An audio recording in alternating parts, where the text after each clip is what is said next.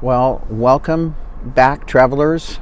Today I'm sitting inside Vinny and camping close to Interstate 40. So you'll hear a lot of interstate noise in the background. I apologize about that. There's nothing I can do about it. Today is part 2 of tax lien sales.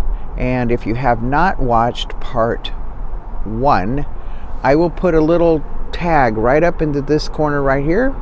Touch on that. It'll take you to part 1 and watch that first, please, because this is a continuation, and you'll miss a lot of information if you don't watch part 1. So in part 1, I had you download Coconino County tax lien sales list, which was 30 some pages long.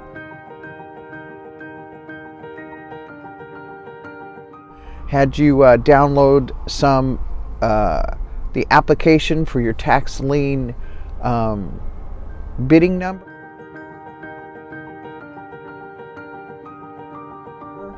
and had you look at the tax lien map, find a piece of property you liked on the map, the price is right, you went out there, you physically drove out there and took a look at what you saw on paper and decided, yes,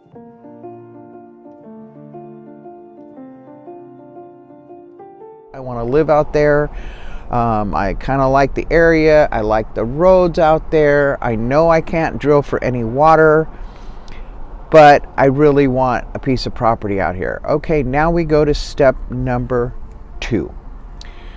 What you're going to do is in your Google search, you will look for Mojave County. That's Mojave County, not Coconino County, Mojave County tax lien sales. Once you click on your Google search, what I did is put in Mojave County tax lien sales. You're going to get a lot of stuff like this, advertisements. There'll be stuff in there, instructions for foreclosing a tax lien. That's still an advertisement. You don't really want that. You want to go down to the actual web page for the county itself. Okay? Now, Mojave County is www.mojavecounty.us.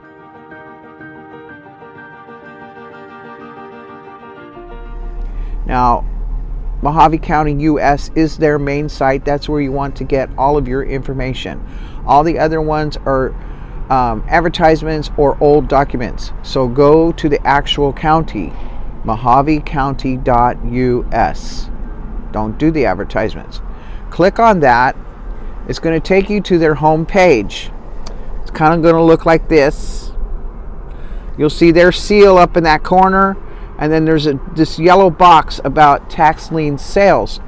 Now, right now is their season for selling tax lien by auction.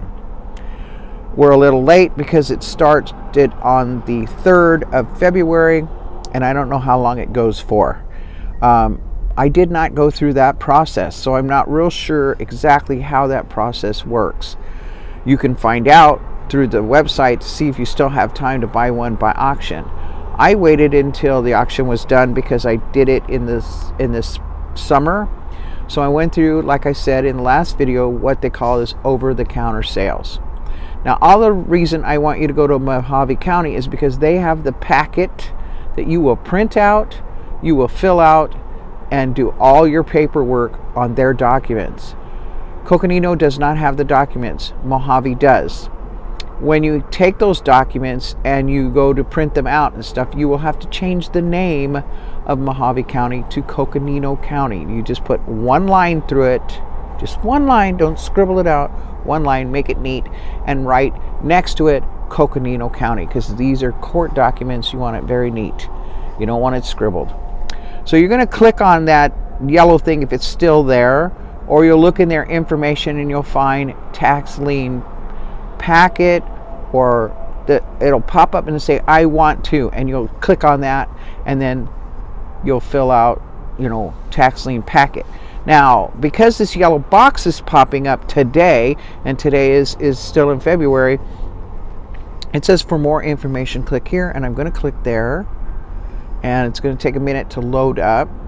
And it's going to take me to Mojave County tax lien sale for 2021. Above that, there's a little kind of a box thing. I'm going to try to show you this little box thing that says foreclosure instructions. You're going to want to click on that, because that's what you're ultimately going to do, is foreclose on a tax lien. See, right now you don't have the property, and after you looked at the property you're interested in and you've gone out there and you have the bidding number and you go for the over-the-counter sale, then you can buy the tax, but that doesn't mean you own the property. No, we got a long way to go yet, so hang with me. Once you get over into this page, it'll say judicial foreclosure of right to redeem tax lien certificate, aka quiet title action. That's the title of it. You're going to see on that page a little blue writing that says Clerk of the Superior Court, and you're going to want to go there. So this is what it looks like on my Google, okay? This is what it looks like on my phone, and the blue writing up here that says Clerk of the Superior Court, you're going to want to touch on that or read all of this stuff, see what it says to do and that sort of thing, and you're going to want to touch on that Clerk of the Superior Court. It's going to give you a little box that says you're leaving the website. It's like, yes, continue. Then you're going to end up with this. This is where you really want to get to, okay? This is called Court Forms, Superior Court Civil Forms.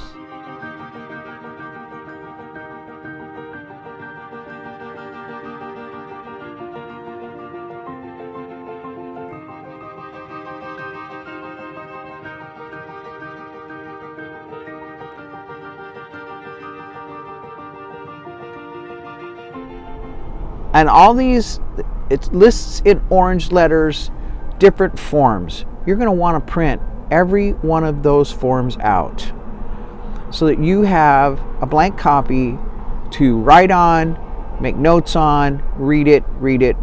It's got all the instructions, all of it.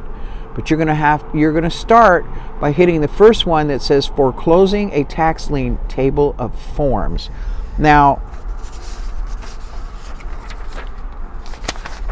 that's what that document looks like, table of forms. And it's going to give you a list of all the different forms you're going to have to do this foreclosure. Now, that's not all of them. That's just some of them. There are others that you will have to get. If certain actions don't qualify, you'll have to take an alternative action. And you can read those in the instructions. But you'll want to get the foreclosing a tax lien table of forms. You print that out. Then you're going to want instructions for closing a tax lien. Definitely want that. That is 7 pages long. Okay? That gives you all the instructions that you primarily are going to need. Then the next one is the notice of intent to file a foreclosure action. What that is that's the document that you will be filling out and sending it to the party that previously owns the land or owns the land currently. You will be letting them know that you're going to foreclose. Now, that document has to be sent certified mail to the individual that owns the property. And that what they do with that certified mail will determine your next steps after they get that mail. They have 30 days to respond to you about that intent. Now, once they respond, they can do it in several ways. They can tell you, we're not interested in the land. Then you have other options, or they can say, hey, we want to keep our land. Now, what they have to do at that point is they have to pay the taxes off, and you get your money back plus interest, and you're done with that piece of property. You go on to another piece. If they're not interested in the property and they answer you, you can ask them to do what is called a quick claim deed, a quit claim deed.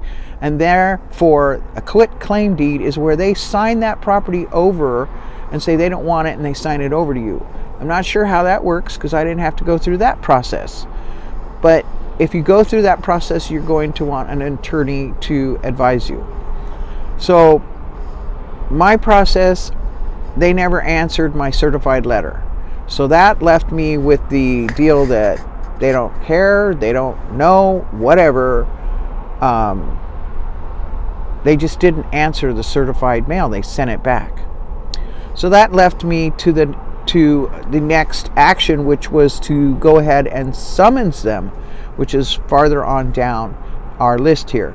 But after the notice of intent to file foreclosure action, you have civil cover sheet, a civil cover sheet. That's when you actually fill out that one, and that one is filed with the court. The next step you would go to is the summons. Now, the summons is actually suing them for the right to foreclose. Now, if they didn't answer the first one, they're not going to answer the summons, so you have to file them in a different manner. If they answered the first one, then you would send the summons, again, certified mail. Now, in my case, my person was deceased, so there wasn't anyone to answer the first mail. So my next step in that would have been to file the summons by publication, and that's a whole nother thing we'll talk to you in a few minutes. But a summons has to be filed in one of several ways. One, certified mail. Two, in person by somebody over the age of 18, or a police officer or sheriff can deliver the summons, or publication. So you have one of those options. Publication is the last, and you have to have court approval to do it by publication. So then the next paper here is the complaint to foreclose and the right to redeem a tax lien. That gets filed with the court. And during this instructions will give you the timeline when you can file these things. You can't just file them one right after another. There's timelines, and they're long timelines in there. And I'll go through that with you in a minute. Then the next paper would be the application of affidavit of default. That's if the people defaulted. That means they're not even interested in contacting you. A default is when you go to court and they don't show up. That's a default action. Then you request for a default hearing and order. That goes to the court. That's requesting the court to give you a default hearing and an order of default. And then you file the last one, which is a judgment foreclosing the right to redeem a tax lien for costs. Okay, all those papers they have instructions on them and how to fill them out. Now, one thing I learned when I was filling out some of these papers is you will put at the top of your documents, you'll get a court case from the court. When you file your cover letter, you'll get a court case. That court case has to be on every piece of paper you file with the court. Your name has to be there, the person you're suing has to be there, and the name of the Coconino County treasurer and their lawyer. All that has to be in the upper left-hand corner of every paper you file with the courts. Hold on one second. I'll go get a paper so I can show you what that looks like. I'm back. These are some of the copies of the papers from my court situation with all this. Some of these court documents have, where you put your name and stuff up here, and there's lines up there. Some of them won't, and you have to put it in the corner.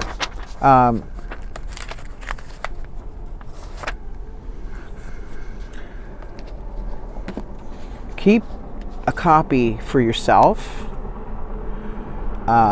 It'll tell you how many copies to make. So a copy usually goes to the defendant. That's the person that owns the property. A copy usually goes to the court.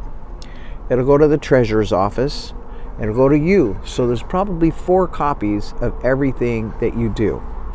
Now, Coconino County has an electronic filing system now that you can file everything electronically. You can do it all electronically. I had a hard time with that, trying to figure it all out, and I never got it figured out.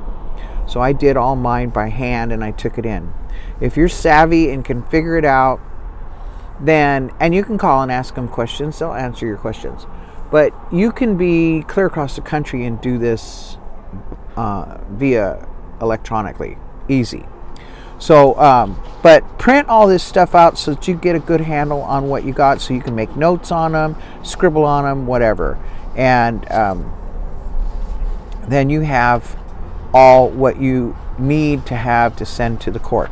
Like I said, there's a big long list of what you're supposed to have, and that is on Mojave County's webpage. I'll be right back. Okay, back again. This is the certified letter that I sent to the defendant, and this was my copy.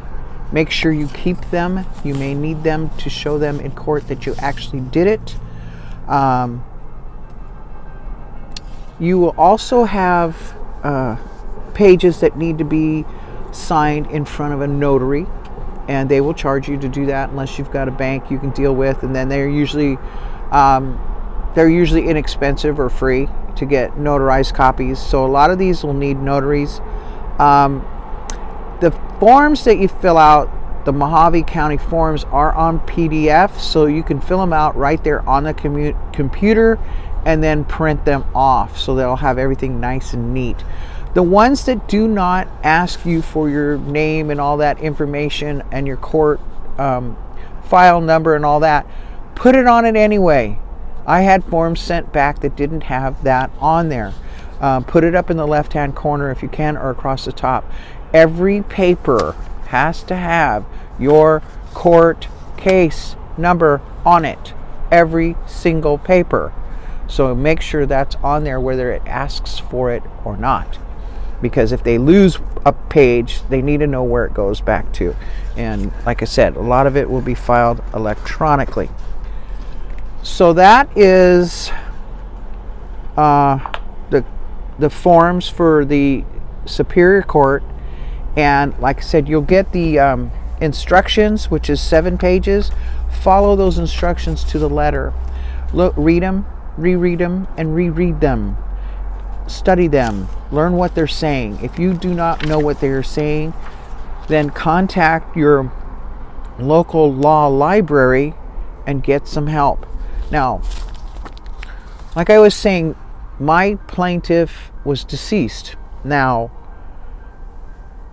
he had been deceased 7 years, so his estate was closed. There was no executor left to deal with any of this. He didn't leave anyone for the property, so it was easily done. If your person is deceased, you are required to hunt down their heir and their estate and start all over with them. Now, I sent my letter to one of the relatives, and they sent it back. I sent it to the address that I had on file with the treasurer's office. That's what you're required to do. And because he had been deceased for longer than 7 years, his estate was closed. So I didn't have to go through a lot of these hoops that some of you might have to go through. Now, I had to serve him by publication. And as I explained, I needed to find out how to serve someone by publication. That's a whole nother government webpage. You have to go back to Coconino County's webpage and look for instructions on service by publication. And that will give you a list of how to do that. And that's in the Coconino County Law Library. Now, that list will tell you what to do. And what I didn't know was that you had to ask the court to be able to do this file by publication.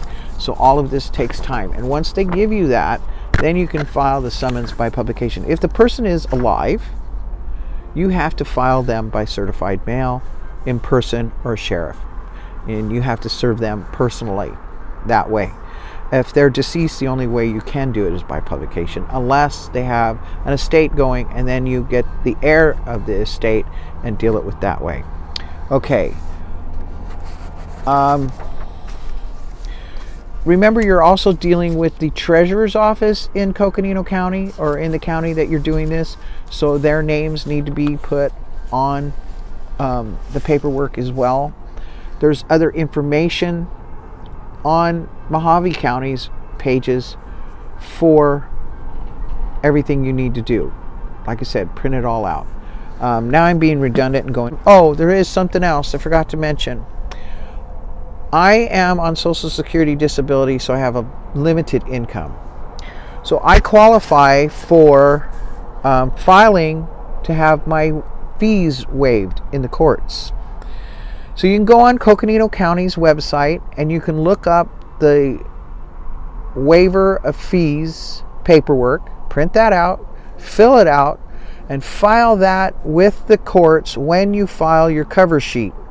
There's a part on there that asks you if you want to file to have your fees waived if you do a publication service on your plaintiff. And yes, you're going to want to tick that box. I don't know if I have that. I do have that document here. Okay, it's called the application for deferral of waiver of court fees or costs and consent to enter judgment. So it's for the Coconino County Superior Court. You will get that on the Arizona Supreme Court website, and you will print that and fill that out. That is a PDF so that you can enter in all the information yourself. Now that information that you'll put on there is am I employed? What's my gross income? It'll ask you your gross income. It'll also ask you your expenses for the month, household expenses, utilities, child support, transportation, all kinds of stuff. You will fill all of that out. You'll fill out your assets. You'll fill out everything on those court fees. And if you falsify them, you will be held in contempt of court. So don't falsify your information. It doesn't do you any good. So if you'll fill all that out, and you will send that to the court with the cover sheet and a copy of the summons, I believe. Don't quote me on that. That's in your instructions. But in order to get those fees waived, because the fees for the court are up in the neighborhood of $300 or more, and me being on Social Security, I qualified to have them waived. Now they can waive them, or they can suspend them so that you pay them on payments depending on your income. There's several ways that you can get through the courts on this one. That was an important document for me to get my fees waived. The fees to do the publication, if you have to do that, that's another $300+. So I also was able to get those fees waived, because you have to run a publication, which is your summons. That's what they publish 4 consecutive weeks in a newspaper. So it's about $300. So that's just what it was when I did it. It could be higher now, who knows. So if you cannot afford your court costs, you can always ask the courts for their permission to waive your fees. And they can say yes or they can say no, whether you're on Social Security or not. That's up to the court. So I've given you all the information on the properties and all what you have to do so far. There is instruction on, let's say you go all the way through and you're able to foreclose. The courts will give you documentation that you went to court, you foreclosed. My court hearing was via phone. It only took like 10 minutes, and it was via phone because of COVID. I don't know if that would be the case if your plaintiff was going to show up. It might be a little different. But I had to deal with the treasurer's attorney, I think, once or twice, and that was all done by phone and electronically and email. And then when you, I'm skipping around and I'm sorry, but when you do get your judgment, you will get a deed but it's a tax lien deed to the property. You do not get a warranty deed. It's a different type of a deed, and that has to be mailed to you. And then when all that's done, then you are now the proud owner of a piece of property in Coconino County. Now, I had somebody ask me on my last video why I'm suggesting Williams area and Coconino County. I'm not. What I'm suggesting is that I live there now. I've been through this now. I know somewhat how to go through this process there, and that's why I'm using that area. Now, you can go anywhere in the state you want to go and do it. Each county has their own forms. Coconino does not, and they approved the forms from Mojave County. I don't know about the other counties. There are some counties in the southeast of Arizona that have a lot of land without restriction. Some of those have water on them. There's some up in the mountains that are close by water areas. Look around. Ours has no water, and that could be a problem. We have to truck it in. The other thing is out there in our area, after we get the property, we have to file. Some have it, some don't. I had to file for a 911 address, and that's to let the services know that there is an address there, because prior to getting these, there may not be an address. That is not your mailing address. That is your 911 address. To get a mailing address, like I mentioned, I think on the last video, you have to go to the county, get a permit to build, start building, and prove you're doing that in order to get a mailing address in Coconino County. That's the only place I've ever heard of that being done, but that's their requirements. So getting a mailing address, if you don't want to go through all those hoops, would be to go to the UPS store and buy a box. Anyway, I hope you got what you need. Leave your comments below. Like the video if you liked it. That helps me move these videos up in the algorithms. Share them. Let people know what you're watching, who I am, what my channel is about, and subscribe if you haven't subscribed. I'm trying to get to 10,000 subscribers. We're at 7 right now. Thank you very, very much, all of you who have subscribed. But once I get to 10, then I can advertise my Teespring merchandise, and I can do some other things that I'm not allowed to do until I get to 10,000 subscribers. I want to thank those that have come over from Carol's channel, Glorious Life on Wheels, who watched a little interview that I did with her. And thank you for coming over and subscribing and coming on to the Gramkracker. Hopefully you enjoy what you see. And thank you all for hanging out with me and being patient.